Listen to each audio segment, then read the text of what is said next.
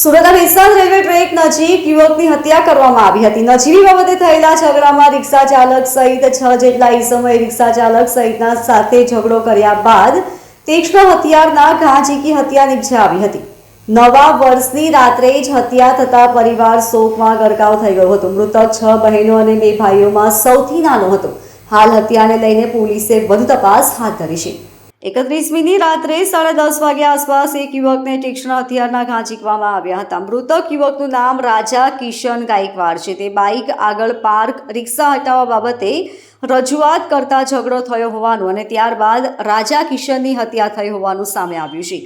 પરિવારે કહ્યું કે રાજા કિશન માત્ર 20 વર્ષનો હતો. મજૂરી કામ કરી પરિવારને આર્થિક રીતે મદદરૂપ થતો હતો. 6 બહેનો અને 2 ભાઈઓમાં સૌથી નાનો હતો. મૂળ મહારાષ્ટ્રના રહેવાસી રાજા કિશન રાત્રે પોતાની મહાદેવનગર 2 સોસાયટીમાંથી સામેથી સોસાયટીમાં જવા નીકળ્યો હતો. ત્યારે આ જ સોસાયટીમાં રહેતા ઉદય ઉર્ફે ગોલુ નામના યુવક રિક્ષા ચાલક સાથે રિક્ષા હટાવવા બાબતે ઝઘડો થયો હતો. ઝઘડાના 1 કલાક બાદ ઉદય ઉર્ફે ગોલુએ રાજા કિશનને એકલો જોઈ મિત્રો સાથે હુમલો કરી દીધો હતો, જેમાં રાજા કિશનનું મોત નીપજ્યું હતું. પોલીસે કહ્યું કે હત્યા પાછળ વાહન કાઢવામાં અડચણરૂપ રિક્ષા હટાવવાનો કારણે ઝઘડો થયો હોવાનું પ્રાથમિક તપાસમાં બહાર આવ્યું છે. હાલ રાજા કિશનનું ફોરેન્સિક પોસ્ટમોર્ટમ બાદ આગળની તપાસ શરૂ કરાશે. હત્યારાઓ હાલ ફરાર છે. પોલીસ શોધખોળ કરી રહી છે. ડિંડોલી પોલીસે હત્યાનો ગુનો નોંધી વધુ તપાસ હાથ ધરી છે.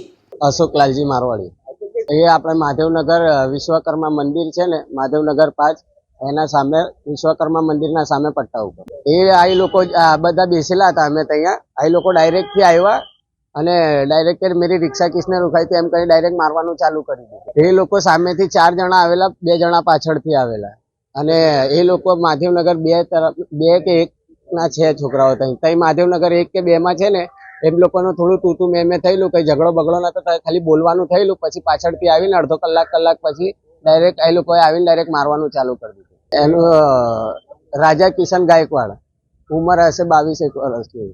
6 બેન છે અને 2 ભાઈ છે, બધેથી નાનો છે.